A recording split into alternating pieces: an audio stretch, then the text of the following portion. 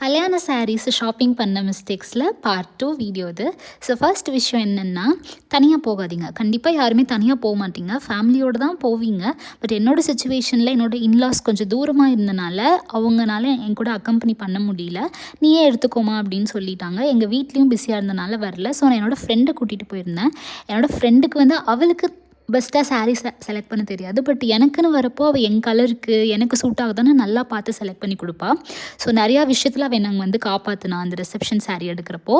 அதுக்கப்புறம் தான் நாங்கள் ஸ்னேஹாலயாவில் போய் எடுத்தோம். ஸோ செகண்ட் மிஸ்டேக் என்ன அப்படின்னா, சாரீஸ் நிறையா வாங்கியிருப்பீங்க. ஸோ ஒவ்வொரு சாரியும் நீங்கள் ஒரு பிக்சர் எடுத்துக்கோங்க.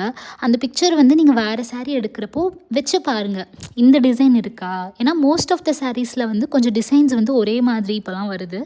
அண்ட் ஸோ டிசைன்ஸ் ஒரே மாதிரி இருக்கா, கலர் ஒரே மாதிரி இருக்கா, ஒவ்வொரு ஈவெண்ட்டுக்கும் நம்ம ஒவ்வொரு கலர் போடணும். ஸோ யூனிக்காக இருக்கா அப்படின்னு சொல்லி பாருங்கள். அப்படி பார்க்காம நான் ஒரே டிசைனில் இருக்க 2 வேறு கலர் இருக்க சாரீஸ் பர்ச்சேஸ் பண்ணிட்டேன். வீட்டு வந்ததுக்கப்புறம் தான் நம்ம ஆல்ரெடி இதே டிசைனில் எடுத்துருக்கோமே அப்படின்னு வச்சு பார்த்ததில் சேம் டிசைனாக இருந்தது. அதுக்கப்புறம் எப்படியோ போய் நான் மாற்றிட்டு வந்துட்டேன். நெக்ஸ்ட்டு ரஜினி சொன்ன மாதிரி தான், ஒன்றை விட ஒன்று பெட்டராக தான் இருக்கும். அதனால் முன்னாடியே பிளான் பண்ணிட்டு வந்துடுங்க. என்ன டைப் ஆஃப் சாரீஸ், ஏன்னா இப்போ பனாரசி, மீனாக்காரி, டிசைனர் சாரீஸ் இந்த மாதிரி நிறைய ஆப்ஷன்ஸ் இருக்குது. ஸோ நீங்கள் எப்படி உங்கள் லுக் இருக்கணும் அப்படிங்கிறத பிளான் பண்ணி எடுத்துக்கோங்க. என்னோடய சேனலையும் சப்ஸ்கிரைப் பண்ணிக்கோங்க ஃபார் மோர் சச் வீடியோஸ்.